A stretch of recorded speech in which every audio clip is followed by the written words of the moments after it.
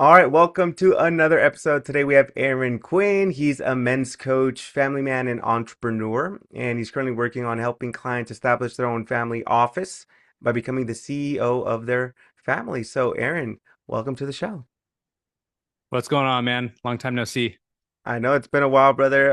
Tell the people what is it that you're working on, and yeah, tell me a little bit more about this idea. Yeah, man. Right now, I've been working with families, helping them become the CEO of their families. Really working through a lot of financial wealth building strategies, also family building strategies to bring their families together, help them get organized, help them get protected, and help them create a value based life.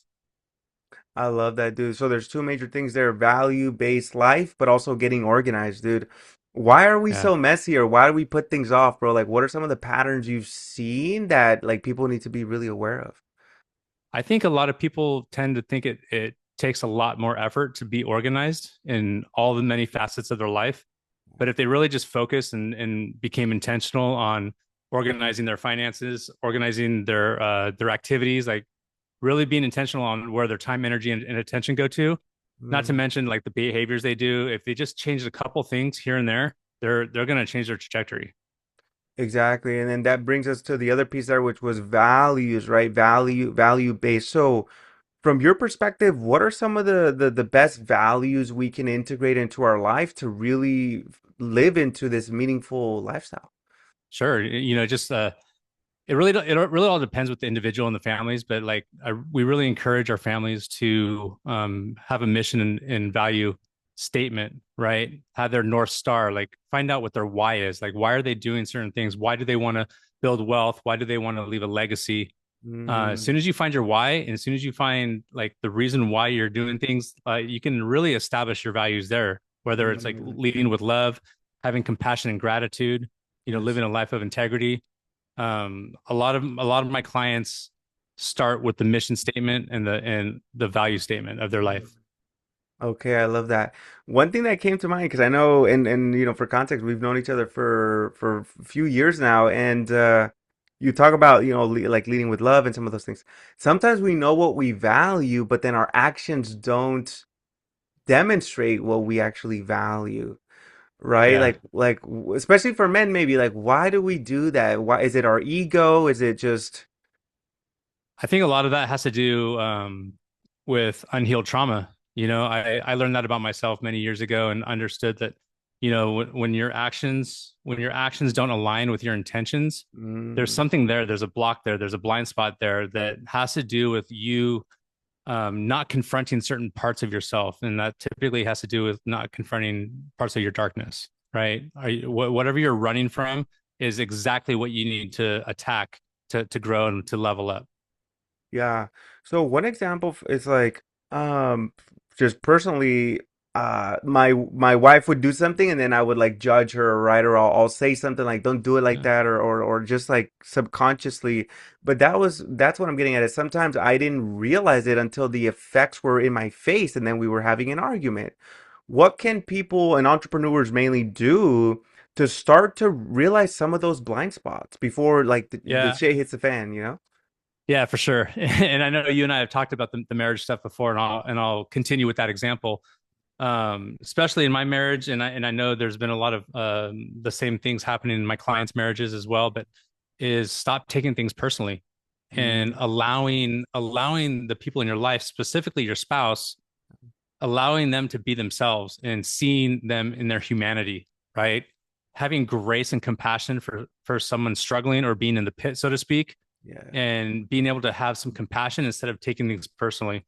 I Mm, know in my marriage I've fallen short in this department before where I will get defensive or take it personally. Whereas, if you really sit back and think about it, like if your spouse is in the pit and they're upset with something, you're only fanning the flames if you react, right? So I've learned that if I just pause for a little bit and just allow my spouse to get through her stuff, I'm able to dissect and like detach myself from the emotional attachment because it has nothing to do with me. And if I could just sit there and like mm, be compassionate with her and allow her to be herself, she feels seen, she feels heard, she feels loved and protected.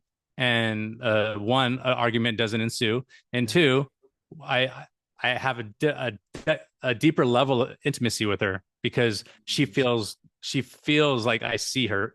Yeah, yeah, yeah.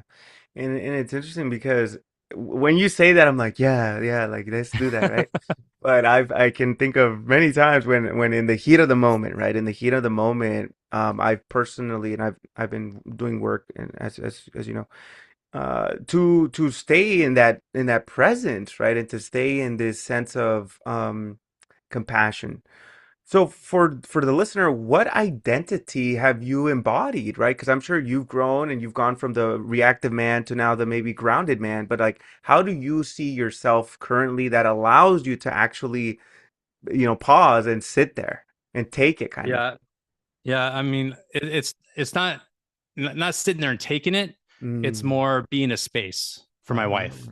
It's not victimized. I'm not. I don't look at it as me having to take it. It's Mm. me supporting my wife instead of just being a Mm. punching bag. So those are two different things.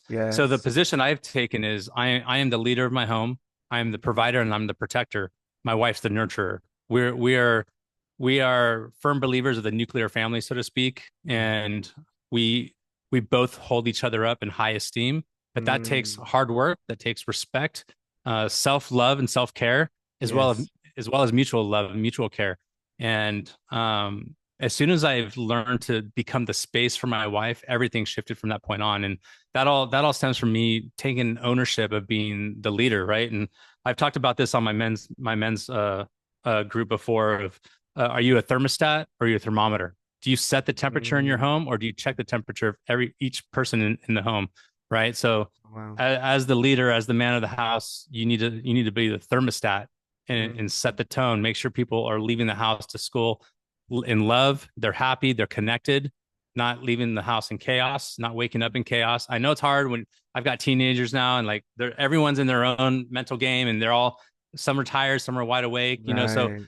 there's an energy balance that we're constantly juggling in the house. But the more I started working on myself, the more I became Mm. patient of each of my family members' own humanity and own needs. I became a better leader because I saw them for who they were and not who I wanted them to be. But yeah, I set the thermostat at showing up for them, not Mm. necessarily this is how you need to act. I'm not Yeah. asking them to act like me, but this is the energy we're bringing to the home. This is how we're acting with respect to, love, compassion, and gratitude. Those are the top three things in our home. So that's why I keep repeating them. But as a leader in the home, I have to be that, right? I can't just tell people to don't be upset or don't be cranky or I have to, I have to be the space of Mm. the things I'm trying to express. Yeah, yeah, literally you have to lead the way, right? Lead the way to calm or compassion or love. Yes. What's interesting is for an entrepreneur, right? For a man, for instance, who's busy, stressed, anything else that the entrepreneurs tend to deal with. What has helped you stay steady? Because we all falter, right? What's helped you come back to center though? Like what are some of the maybe habits or standards that you have to allow that leadership to flourish.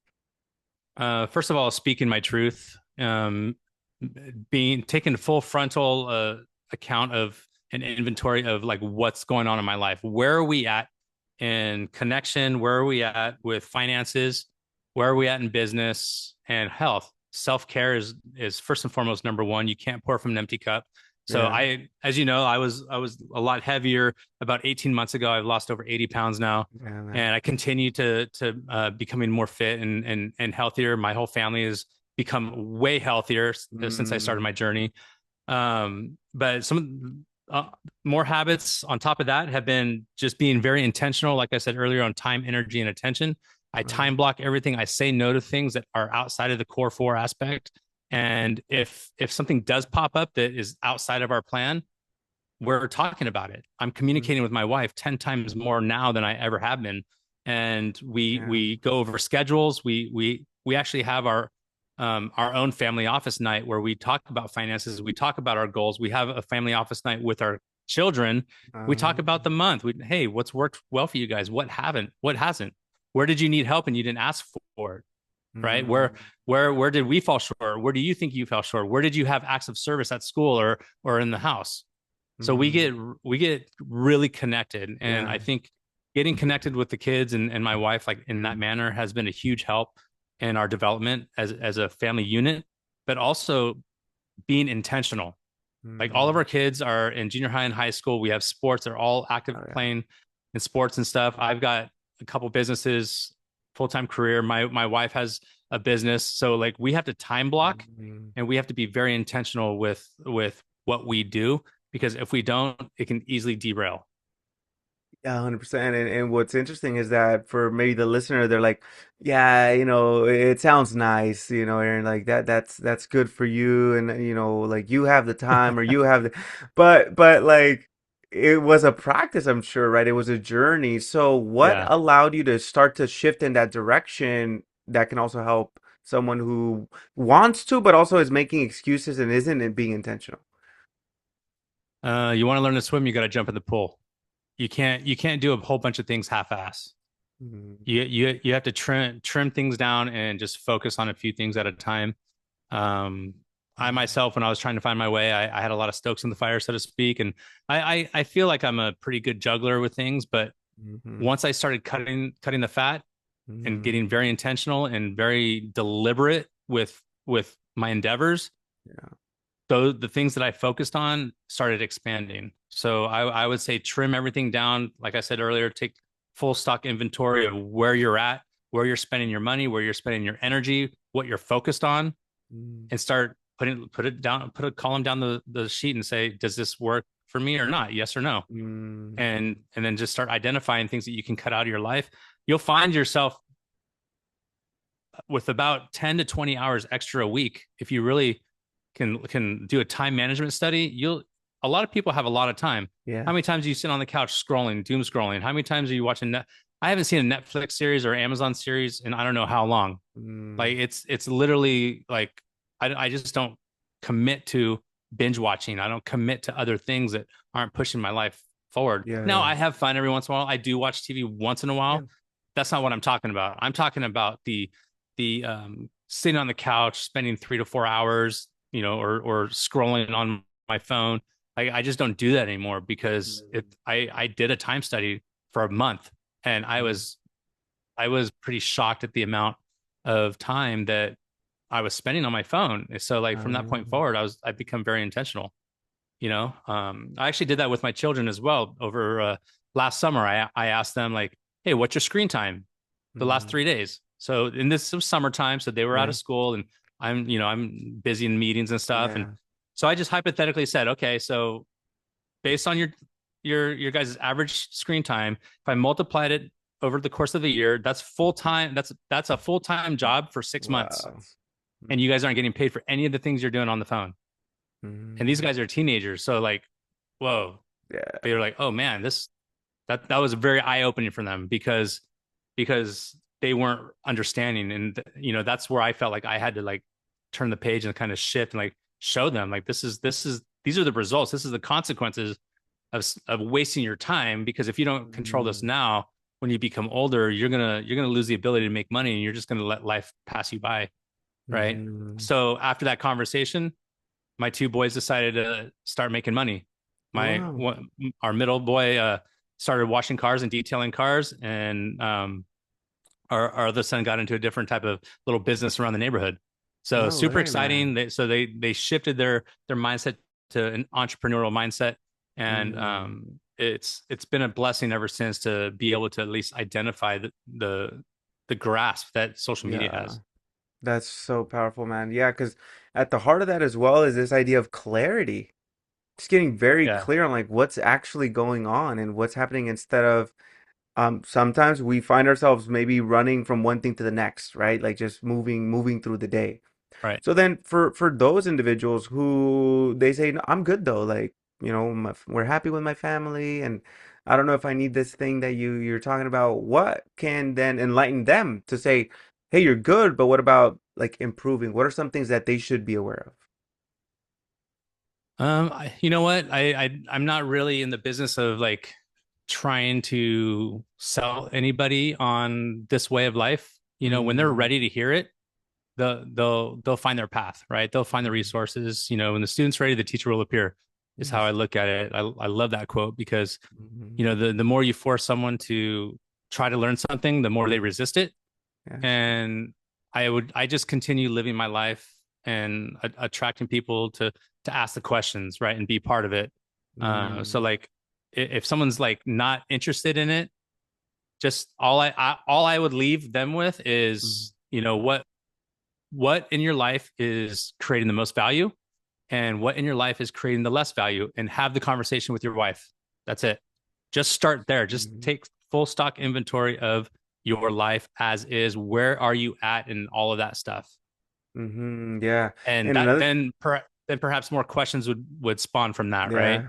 So it's more or less like having the people discover that for themselves. Mm. That's right. That's what it is like. Sometimes we need certain things to happen that trigger us to kind of like be aware of, like for example in this case it was summertime and you're like what are the kids doing, and then it triggered you to be like let me look into this. So for you, kind of leading into maybe events and masterminds and brotherhoods, what have been some of the more transformational experiences, we'll put it that way, that you've tapped into that others can also maybe tap into those things to accelerate their growth? Yeah, I mean, I've been through a divorce. I had to pull the plug on my mom in 2012. She had a Mm, stroke. Um, my mom mm, was also mentally ill and single mom growing up. So my childhood was very checkered, right? So mm, I've always had, I've always had to come get through challenges. Like to me, like things things made me grow up a lot quicker than most people. mm, But that's not saying that my terrible experiences are put me in a better space than anybody else. mm, The one thing that I would say that I could share with people is to confront your own darkness, because no doubt these experiences uh, left me with some traumatic responses, right? So, mm, and no doubt that all of those experiences were part of who I am mm, today, and also impacted how I was in my marriage, how I mm, how I am or was in my new marriage, and with parenting, in my business, in my career, right? So the best thing I could have ever done was confront my own shadow and confront the darkness, and not not try to kill it or do away with it, mhm, but embrace it, because mhm, those were my experiences. Nobody can take those experiences away from me, and they mhm. did shape me positively. There's been some negative aspects of it, but I've overcome those by Yeah. by being okay with Mhm. what happened, right? Yes. And once I became okay, I became empowered, Mm. and I can change the directive. I can change the narrative of that story, Yeah, because that's I'm no right. longer a victim of it. I am using that as my power. That is powerful, man, because then now it's a different perspective, and that perspective allows you to focus on different things, which then cause you to feel what, like encouraged, like Yeah. what did it ultimately do for you, you think? Let's say that one more time. So the experiences that you've gone through, from the outside looking in, people could easily say like, oh, it's okay to feel like life happened to you, right? But from your Yeah. perspective, you said, no, I wanted, like, you wanted to grow from it, or what was that like impetus? I just knew that, like, I just knew I didn't ever want to be a victim of my Mm, upbringing. mhm, I knew, I don't know how I knew this, but I just knew early on, like, my life is hard, and this is not how I want to be when I get older. mm, But little did I know how much effort it was going to take me to get through college, to yeah. overcome and unlearn what I learned growing up in Mm, in that situation, and it it impacted my early adult life, and like, just working on it over time, just made me realize the true power of just embracing and leaning into it. that's right. And to some extent, some people would call that surrendering it and letting it go, and maybe we can start to pull faith into this. Like how has faith and trust, how have all those beliefs and values also helped you grow beyond some of those very challenging situations. Yeah, I think surrendering is a big is a big term that is misunderstood. Yeah. And I absolutely love the word surrendering, Hmm. and that is a very powerful stance to be in. I Mm. don't look at surrendering as weakness. Yeah. I look at surrendering as, like I said earlier, is like when you just accept Hmm. what's happened, where you're at, when you have full acceptance of who you are, bad Mm. and good, then you become empowered to create more opportunity.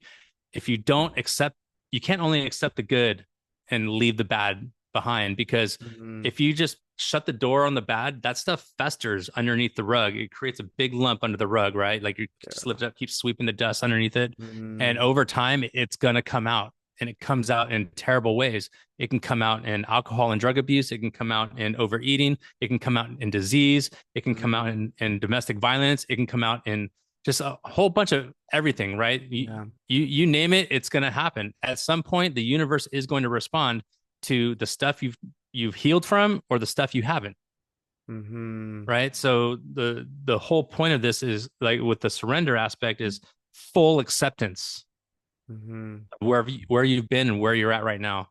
And until you have that full acceptance and surrendering, like it's you're gonna find yourself struggling to move forward on certain things, because we all have blind spots as Yeah. humans, right? So you'll hit a blind spot and you're going to be like just treading water for a while, or constantly Yes. spinning your wheels on something. You're like, like, I'm tired of this, screw this, I'm not going to do it anymore. But in reality, you just have to sit back and figure out a different approach, and like, what are you Mm. resisting in that moment?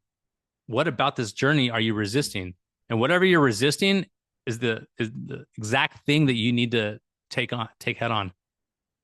That's big, dude. That's massive right there because now we get into self-reflection. We get into what you brought up earlier is in terms of leadership, we give our spouse, our partner space to be and to Right. feel and to whatever they're going through, but also sometimes we don't give ourselves that space to Yep. sit back and reflect. So why is that important? You you have to lead by example, right? If you're constantly giving other people space without giving yourself space, that Mm. tap's going to run dry. Mm-hmm. You have to fill your cup. And that actually took me, that was one of my blind spots of constantly providing and overextending myself, and that's part of how I gained weight. Like I would sleep, not have good sleep, high cortisol, bad eating habits, just by doing what I thought as a man the right thing to do. But on the flip side, I was gaining weight. I was lazy, or not spending quality time with my kids, and not really like leading in the home with respect to like discussions and topics and like connection, right? I was just providing. I was just the Mm-hmm. dad providing. And once I shifted my mindset into self-care and building the man first, Yeah.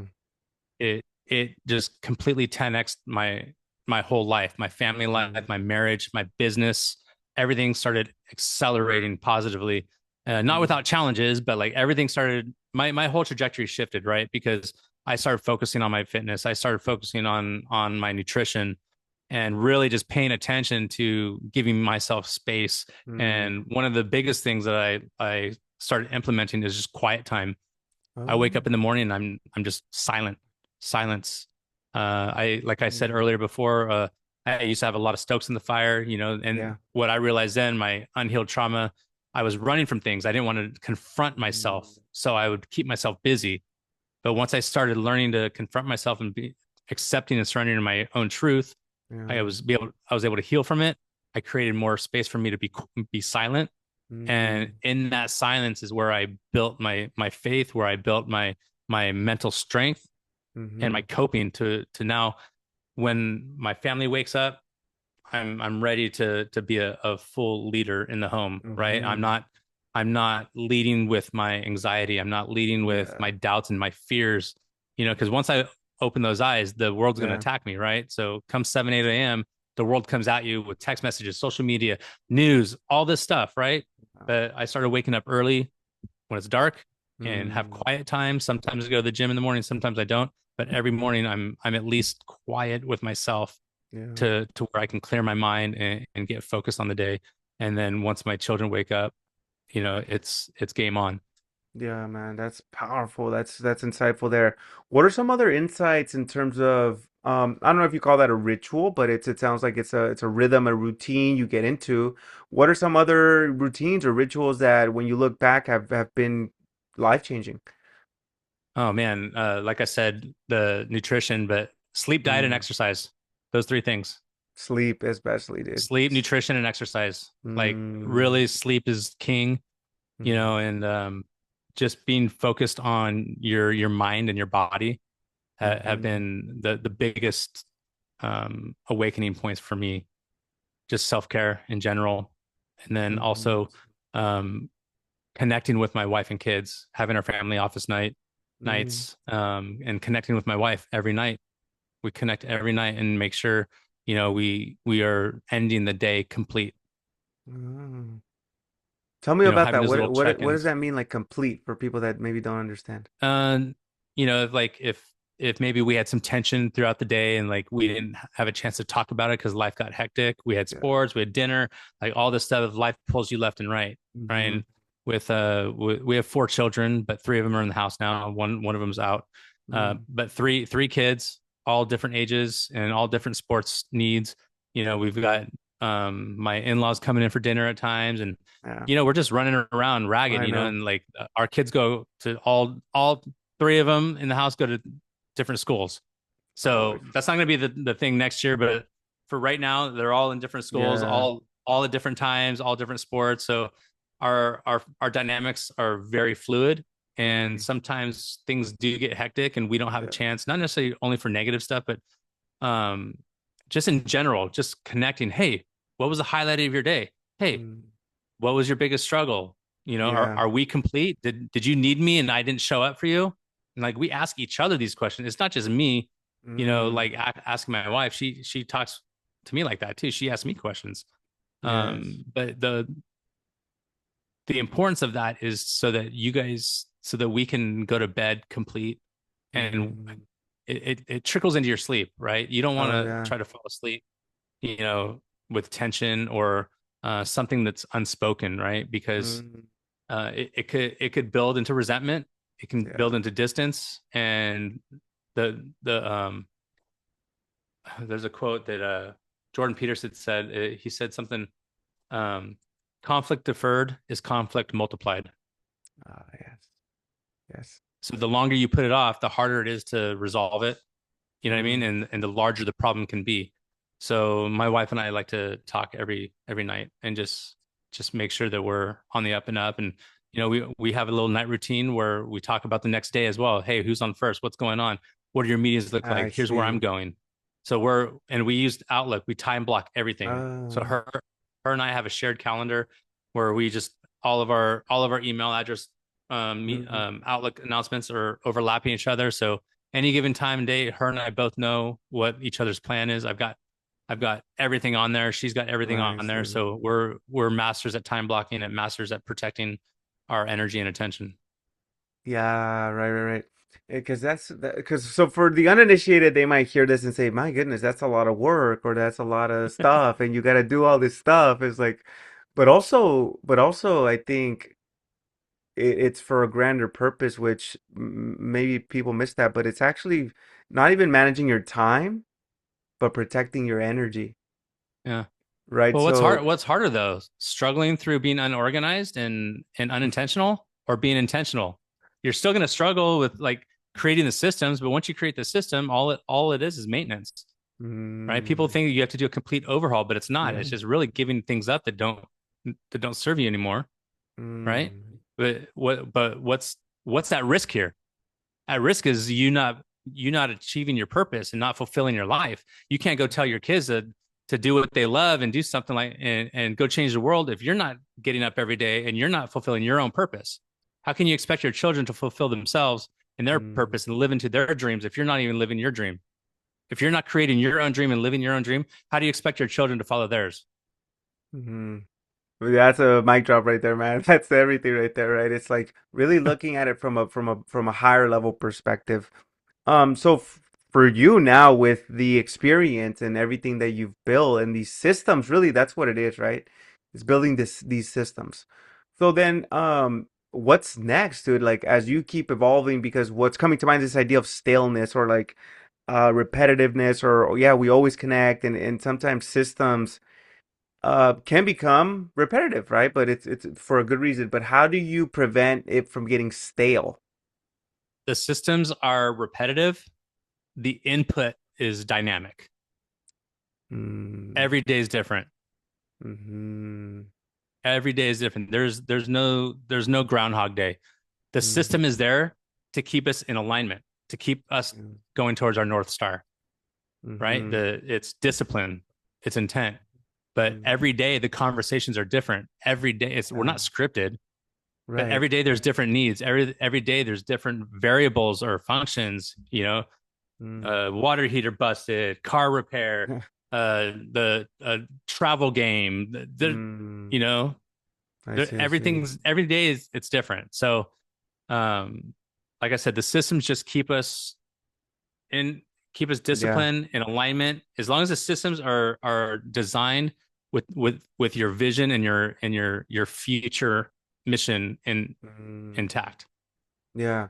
It's kind of like the idea of a sandbox, right? It's like you have the structure there, but it's not like, hey, you have to do it this way. It's more like there's the sand, go play in it, right? If it's so Yeah, sometimes what happens is maybe people think that systems are restrictive, but instead they're what? Like what do they do? they are they guide you. They're more like guardrails, right? Like on the Mm. highway, you see the middle guardrails, Yeah. right? It's more like, okay, you're still going that direction, right? Right. So it's just like adjusting your sails on the ship, right, towards your North Star. Like Yes, you're yes, you yes. just keep traveling towards that lighthouse, and you just keep Mm. adjusting the sails. You can't control the ocean, but you can control, your sails of your ship. That's right. Yeah, that's powerful. So then when you really take a step back, I know you brought up a couple of ideas like self-care and being compassionate, but also you brought up these ideas of leadership and discipline, and now we talked about structure. So from the outside looking in, it may people will be like, well, that's how do you even do that, right? Because this over here, maybe some people may hear that like surrender and all that, and they may think, oh, well, that's kind of weak, but it's not, right? So how do you perceive that self-care, compassion, surrender? What helped you kind of accept some of these concepts? When my why became bigger than my ego, Mm, and, like the program we're in, we do the most, we need the least, right? When you put your family first, and you really get a deeper understanding of of why you're doing stuff, mm, then that why becomes so strong. You have more conviction on the why than just the satisfaction of getting recognized for the effort, right? It becomes mm, larger than your ego. mm, Not only that, but also the pain of change is less than the pain of staying the same, mm, right? People will stay stagnant until that becomes more consequential than the pain of change. yes, If they're at the bottom of the pit, and this true. is like the breaking point, right? Like, I can't stand this anymore, then someone's going to change. Yeah. That's the bottom barrel, right? People do change before that, but that's like Mhm. when you're at your bare bottoms, that is full surrender right there. When you Yeah. realize there's no lower to go, Mm, and there's nowhere to go but up. And that's when you mm, have full surrender of, okay, I'm yeah. here. This sucks. I don't want to be here anymore. Okay, what do I have to do? Okay, I'm going to do it. Well, great. Then you do it, and it wasn't that bad. But that Yes. the pain of swirling in Yes, that seriously. bottom of the pit was so dire that Mm, you're ready to jump. mm-hmm. Versus like when that opportunity was presented to you beforehand, you didn't want to do it because you were comfortable in that pain. You were comfortable in that fear and that doubt. Yeah. Yeah, yeah, You know. yeah. It's interesting because, yeah, for those then who are in transition, right, or maybe they're considering a transition, starting a business, starting a relationship, ending a relationship, or pivoting away from a career or whatever, right? What advice do you have for the individual who's essentially what you're talking about is they're on the fence. They're just not doing what they want, right? So beyond obviously what you just stated, like what else can really help them like understand that they So gotta do something? yeah, action precedes clarity. So if you're on Mm, the fence, like you're going to constantly overthink, you're going to constantly judge and fear. Consider a basketball game, mhm. right? You don't have when you're playing on the court, you don't have time to overthink. You are dribbling, passing, defending, and it shifts. It goes from defense to offense like in a split of a second, right? Mhm. So there is no um, long-term strategic thinking in those moments. This is reaction. I This see, is I like see. muscle memory. So you have to take action, and once you take action, you're going to know if that action Yeah. was positive or negative in respect to what you wanted to achieve. And if it wasn't, it's not a failure. It's just, yeah, now you need to pivot, right? Hmm. But there's Yeah. when like for a job like a job change, for instance, you do obviously have to research, and you have to um, make sure that you're going to either lateral or upward movement, but you Hmm. have to find the job before you get to another place, leave from your previous place. But Hmm. when you put yourself first in respect to like from a relationship standpoint, if you're in a toxic relationship, hey, is the pain of leaving uh, less than the pain of staying the same? Put yourself in 3 to 5 years. How long can you do this in business? How long can you sustain using your current systems? Do you need to Hmm. change? Right. So you have to start evaluating like that, but you have to take action. You have to take Right. action, start small so that you can collect those wins. Yeah. Yeah. Right. Yeah. What can you do right now without money, without hesitation? What action, what habit can you shift right now? But yeah, Hmm. like I said, action precedes clarity. That's powerful, dude. Because also for a lot of people, the opposite of that is fear of failure, fear of being seen as, not like that they couldn't get the right answer, right result, right? Yeah, So you'll how never do be judged. Yeah, you'll never Mhm. be judged by people doing more than you, Mm, right? So like you're not if you're trying to be a millionaire, you're not going to be judged by your failures by a millionaire, right? If you're trying to start a business, you're not going to be judged by other business owners when they see you mhm. fail. Successful people want to help people become successful. Where you find judgment are the people not taking action. Oh, and guess where you find judgment at the basketball games? In the stands. Yeah. People watching the people playing the game. They're not in the Mm, game. You don't get judgment from other teammates or other players. They're just mhm. hustling and grinding, Yeah. right? Mhm. They're trying to make the play.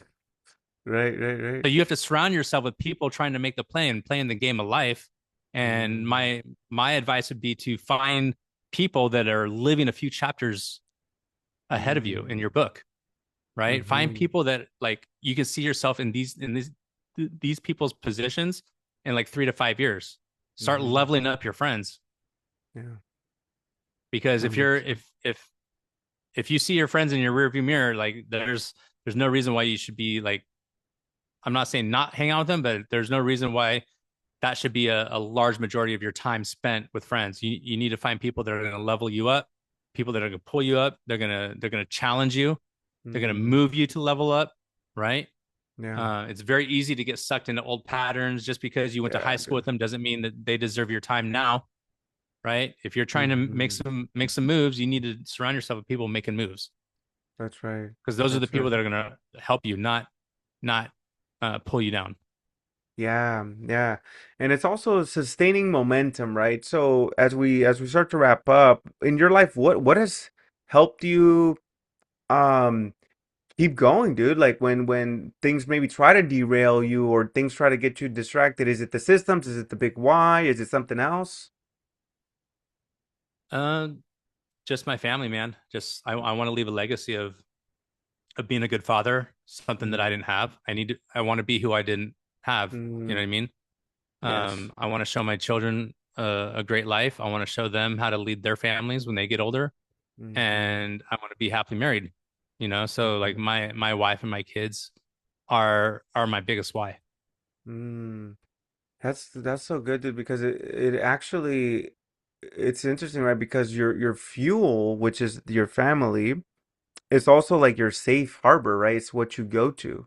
So it just keeps compounding and that relationship, that connection keeps just getting stronger. Right. That's amazing, man. So And for you at go ahead.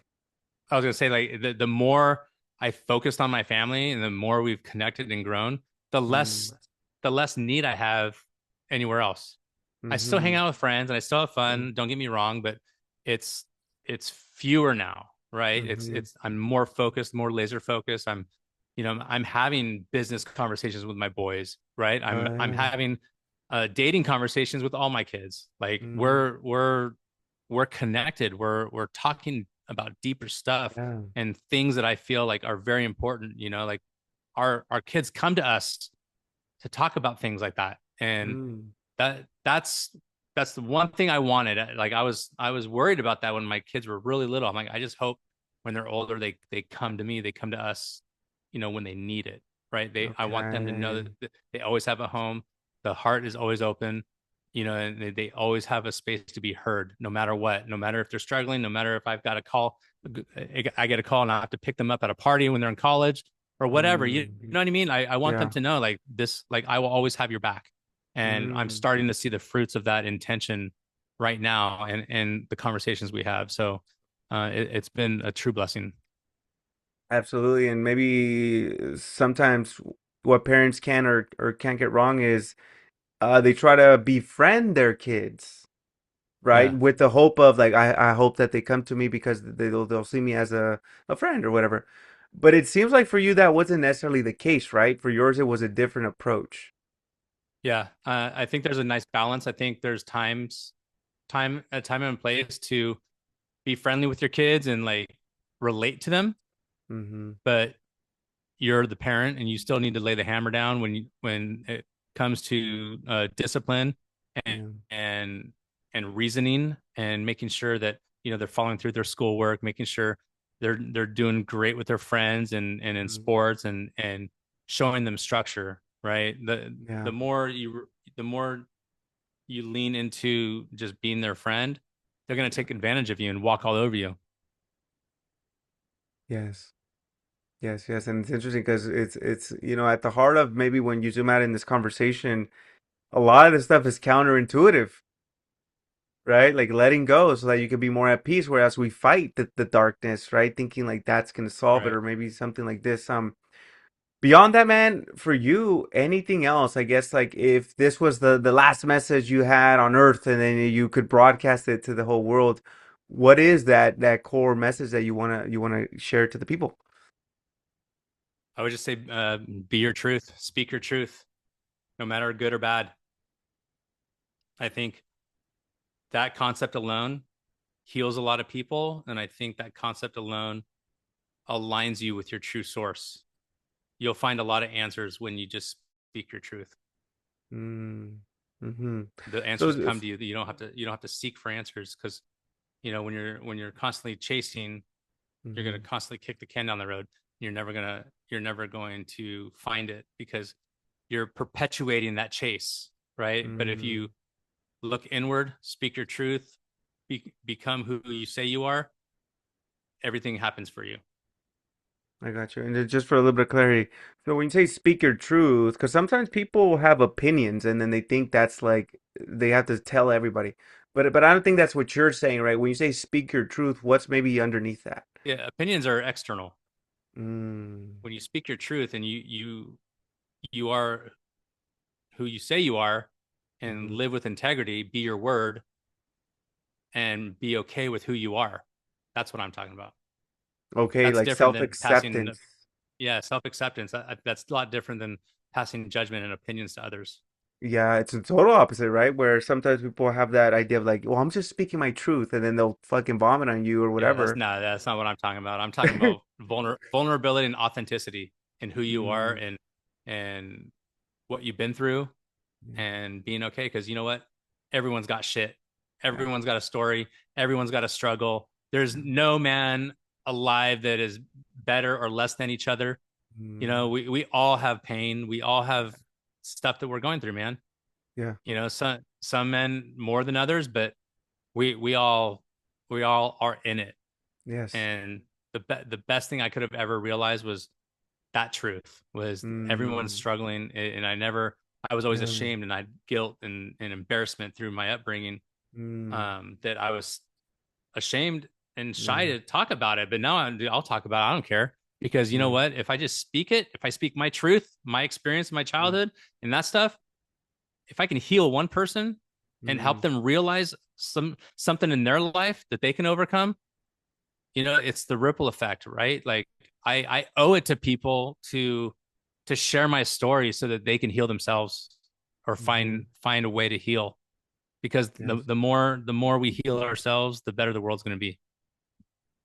There we go, man. So another mic drop. Well, thank you so much, Aaron. Yeah, Appreciate you, man. and Thank for you. everybody listening, thank you so Yeah, much. that was amazing, dude. Thank you.